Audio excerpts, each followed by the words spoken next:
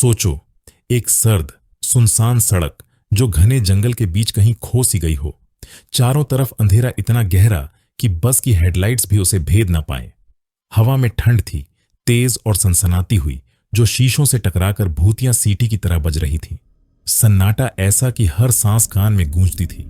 पेड़ों की टहनियां हवा में झूल रही थीं, जैसे कोई अदृश्य हाथ उन्हें हिला रहा हो। उनकी छायाएं सड़क पर नाच रही थीं, मानो कोई हमें देख रहा हो, चुपके से, भूखी आंखों से। फिर अचानक कुछ हुआ, कुछ ऐसा जिसने मेरी जिंदगी को हमेशा के लिए बदल दिया। मेरा नाम अजय शर्मा है। मैं 20 साल से सरकारी बस चलाता हूँ। ऊंचे नीचे रास्ते, टूटी सड़कें, गुस्सैल सवारियां, बारिश में फंसी बसें, रात के अंधेरे में खराबी, सब देखा। लेकिन जनवरी 2025 की वो रात, वो मेरे लिए ऐसा डर लेकर आई कि आज भी याद करके मेरे हाथ पैर कांपते हैं, दिल धड़कता है और रात को नींद नहीं आती। वो रात मेरे लिए एक बुरा सपना बन गई जो बार बार मेरे सामने आता है। मेरा ट्रांसफर उत्तर प्रदेश के एक नए रूट पर हुआ था, लखनऊ से केशवपुर। केशवपुर एक दूर का गांव था, घने जंगल के बीच बसा हुआ। दिन में भी वहां की सड़क डरावनी लगती थी, पतली, टेढ़ी मेढ़ी और चारों तरफ ऊंचे ऊंचे पेड़ों की छाया। सूरज की रोशनी भी वहां पूरी तरह नहीं पहुंचती थी। पेड़ों के बीच से हवा गुजरती तो अजीब सी सनसनाहट होती, जैसे कोई फुसफुसा रहा हो। मेरे साथ मेरा कंडक्टर विक्रम था। वो तेज तर्रार और ईमानदार इंसान था, मुझसे 10 साल छोटा। हम दोनों रोज सुबह बस लेकर निकलते, लखनऊ से केशवपुर जाते, फिर वापस लखनऊ आते। रास्ता लंबा था, करीब 2 घंटे का। बीच में 2-3 छोटे गांव पड़ते, रामनगर, श्यामपुर और गोपालपुर। वहां से सवारियां चढ़ती थीं, कभी 10, कभी 15। 4-5 महीने हो गए थे इस रूट पर। मैंने हर मौसम में यहां बस चलाई। गर्मी में पसीने से तर, बारिश में कीचड़ से सनी सड़कें और सर्दी में ठंड से जमी उंगलियां, सब सहा। सब ठीक चल रहा था।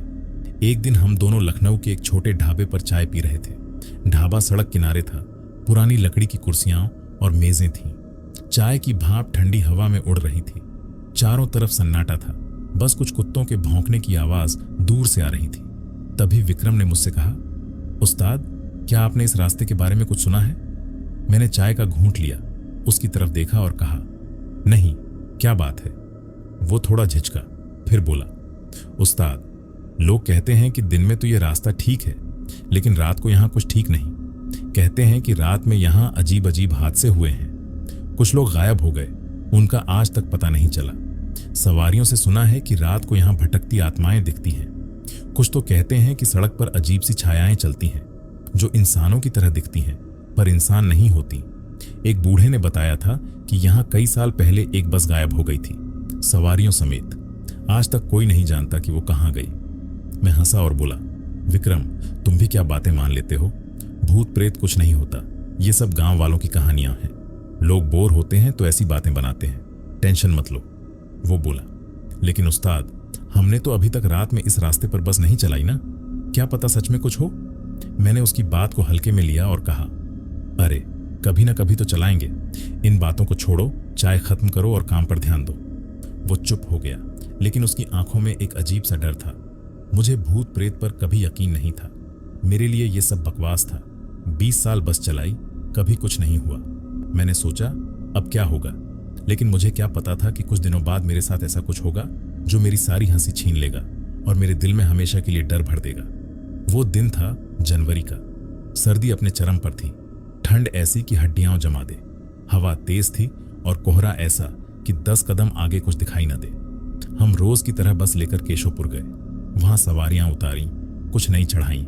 वापसी में लखनऊ पहुंचे तो मैंने विक्रम से कहा, विक्रम, आज बस का इंजन ठीक करवा लेते हैं। कई दिनों से इसमें खराबी लग रही है, कभी कभी अजीब सी आवाज आती है, और कल तो रास्ते में 2 बार रुकी थी। वो बोला, ठीक है उस्ताद, चलो करवा लेते हैं। हम बस को मैकेनिक के पास ले गए। मैकेनिक की दुकान सड़क से थोड़ी हटकर थी। वहां पहले से कई गाड़ियां खड़ी थीं। चारों तरफ तेल और धुएं की गंध थी। मैकेनिक ने बस देखी और बोला, इंजन में कुछ ढीला है, 2 घंटे लगेंगे। विक्रम बोला, उस्ताद, लगता है देर हो जाएगी। मैंने कहा, कोई बात नहीं, बस ठीक करना जरूरी है। अगर कल रास्ते में रुक गई तो सवारियों की जान खतरे में पड़ सकती है। हम बाहर बैठ गए। ठंड बढ़ रही थी। हमने अपनी जैकेटें कस लीं। मैकेनिक ने काम शुरू किया। उसकी टॉर्च की रोशनी इंजन पर पड़ रही थी। हवा में ठंडी सनसनाहट थी। 2 घंटे बाद मैकेनिक ने कहा, हो गया, इंजन ठीक है। हमने राहत की सांस ली। बस स्टैंड पहुंचे तो वहां एक भी सवारी नहीं थी। शाम होने को थी। सूरज डूब रहा था और आसमान लाल हो गया था। कोहरा गहराने लगा था। मैंने कहा, विक्रम, ये क्या, कोई सवारी नहीं? वो बोला, उस्ताद, शायद हम देर कर गए, सवारियां दूसरी बस में चली गई होंगी। मैंने कहा, हो सकता है, चलो निकलते हैं। विक्रम बोला, उस्ताद, आज रुक जाते हैं। रात में इस रास्ते पर जाना ठीक नहीं, मुझे कुछ अच्छा नहीं लग रहा, कोहरा भी बहुत है। मैंने उसकी बात को हल्के में लिया और कहा, नहीं विक्रम, हमें बस को केशवपुर पहुंचाना है, ये सरकारी काम है, डरने की क्या बात, हम रोज यहां से जाते हैं, कुछ नहीं होगा। वो चुपचाप मान गया, लेकिन उसकी आंखों में डर साफ दिख रहा था। उसने एक बार जंगल की तरफ देखा, जैसे कुछ ढूंढ रहा हो। हम बस में बैठे। शाम के 5 बजे थे। सर्दी बहुत थी। रात होने में थोड़ा वक्त था। मैंने बस स्टार्ट की और हम लखनऊ से निकल पड़े। कोहरा सड़क पर पसरा था और हेडलाइट्स की रोशनी उसमें डूब रही थी। रास्ते में 2 लोग दिखे। कोहरे में उनकी आकृतियां धुंधली थीं, हाथ उठाकर लिफ्ट मांग रहे थे। उनकी जैकेटें पुरानी थीं और चेहरे ठंड से सिकुड़े हुए। मैंने विक्रम से कहा, इनको चढ़ा लें? वो बोला, हाँ उस्ताद, अभी रात नहीं हुई, चढ़ा लो। मैंने बस रोकी। वो दोनों पीछे की सीट पर बैठ गए। मैंने पूछा, कहाँ जाना है? वो बोले, आगे गांव तक, दोस्त की शादी में जा रहे हैं। उनकी आवाज में कुछ ठंडक थी जो मुझे अजीब लगी। बस फिर चली। रात गहराने लगी। चारों तरफ जंगल था। बस की हेडलाइट सड़क को रोशन कर रही थी, लेकिन कोहरा इतना था कि 20 कदम आगे कुछ दिखाई न दे। हवा शीशों से टकराकर अजीब सी आवाज कर रही थी। सन्नाटा गहरा था। न कोई गाड़ी, न इंसान, न जानवर, जस्ट वो सनसनाहट और हमारी बस का इंजन। थोड़ा आगे बढ़े तो सड़क किनारे 3 लोग दिखे, एक आदमी, एक औरत और एक छोटी लड़की। कोहरे में वो भूतियां आकृतियों की तरह लग रहे थे। वो लिफ्ट मांग रहे थे। औरत का घूंघट था जो हवा में हल्का हल्का हिल रहा था। आदमी सीधा खड़ा था। उसकी आंखें अजीब सी चमक रही थीं, जैसे कोई रोशनी उनमें ठहरी हो। लड़की शायद 5 से 7 साल की, अपनी मां का हाथ पकड़े थी। उसकी मासूम आंखें बस की तरफ देख रही थीं, लेकिन उसकी नजर में कुछ ठंडा था। उनकी हालत देखकर लगा कि वो मुसीबत में है। मैंने विक्रम से कहा, इनको चढ़ा लें? वो बोला, उस्ताद, इतनी रात को जंगल में क्या कर रहे हैं? कोहरा इतना है कि कुछ दिखाई नहीं देता। अजीब लग रहा है, पर लड़की को देखकर तरस आ रहा है, चढ़ा लो। मैंने बस रोकी। दरवाजा खुलते ही ठंडी हवा अंदर घुसी। वो तीनों चढ़े। आदमी बोला, हमें अगले गांव तक जाना है, हमारी गाड़ी खराब हो गई, बच्ची को ठंड लग रही है। उसकी आवाज में कुछ खोखलापन था, जैसे कोई गहरे कुएं से बोल रहा हो। विक्रम बोला, ठीक है, पीछे बैठ जाओ। वो पीछे चले गए। उनके कदमों की आवाज अजीब थी, हल्की लेकिन गूंजती हुई। मैंने बस आगे बढ़ाई, लेकिन जैसे ही वो चढ़े, बस में अजीब ठंड फैल गई। शीशों पर धुंध जमने लगी। मेरे हाथ सुन्न होने लगे। स्टीयरिंग ठंडा हो गया था, जैसे बर्फ का बना हो। विक्रम बोला, उस्ताद, ये ठंड कुछ ज्यादा नहीं हो गई? बाहर से ज्यादा यहां ठंड लग रही है। मैंने कहा, हाँ, पता नहीं क्या हो रहा है, ऐसा पहले कभी नहीं हुआ। बस जंगल के बीच चल रही थी। केशवपुर अभी 2 घंटे दूर था। सड़क के किनारे पेड़ों की छायाएं हिल रही थीं, मानो कोई हमारे साथ चल रहा हो। कोहरा इतना गहरा था कि हेडलाइट्स की रोशनी उसमें खो रही थी। अचानक बस की लाइटें टिमटिमाने लगीं, फिर झटके लगे, जैसे कोई पीछे से धक्का दे रहा हो। मैंने स्टीयरिंग कसकर पकड़ा, लेकिन बस हिल रही थी, और फिर बस रुक गई। हेडलाइट्स बंद। अंधेरा इतना कि हम एक दूसरे को न देख सके। बस के अंदर सन्नाटा छा गया। सिर्फ हमारी सांसों की आवाज थी। विक्रम ने मोबाइल की फ्लैशलाइट जलाई और बोला, उस्ताद, ये क्या हो रहा है? ऐसा तो पहले कभी नहीं हुआ, मेरे हाथ कांप रहे हैं। मैंने कहा, शायद बस में खराबी है, आज ही तो ठीक करवाई थी। मैंने अपनी टॉर्च निकाली और बाहर जाने लगा। विक्रम बोला, उस्ताद, मत जाओ, रात में इस रास्ते पर कुछ ठीक नहीं। जो सुना है वो सब रात को ही हुआ है। मुझे डर लग रहा है, कोहरा इतना है कि कुछ दिखाई नहीं देता। मैंने कहा, विक्रम, अगर बाहर न गया तो हम यहां रुक जाएंगे, ठंड में मर जाएंगे, मेरे साथ चलो। वो डरते हुए मेरे साथ आया। बाहर सन्नाटा ऐसा कि सांस भी सुनाई दे। कोहरा इतना था कि टॉर्च की रोशनी 5 कदम आगे तक नहीं जा रही थी। हवा में ठंडी सनसनाहट थी और पेड़ों की टहनियां अजीब सी आवाज कर रही थीं। मैंने इंजन का बोनट खोला, टॉर्च की रोशनी में चेक किया। कुछ गड़बड़ नहीं, टायर भी ठीक थे, लेकिन वो झटके, बस का रुकना, कुछ समझ नहीं आया। तभी पीछे से आवाज आई, उस्ताद जी बस क्यों रोकी? वो पहला वाला आदमी था जो अपने दोस्त के साथ चढ़ा था। कोहरे में उसकी आकृति धुंधली थी। मैंने कहा, भाई बस में खराबी है।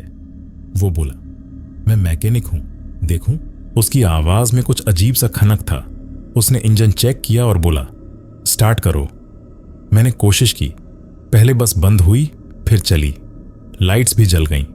मैंने कहा, शुक्रिया भाई। वो हमारे साथ केबिन में बैठ गया। उसका दोस्त पीछे था।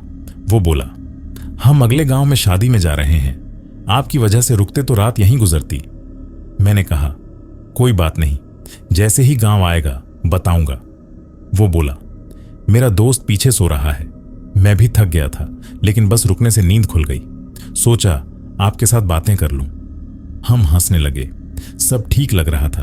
तभी विक्रम बोला, उस्ताद मैं पीछे टिकट काट आता हूं।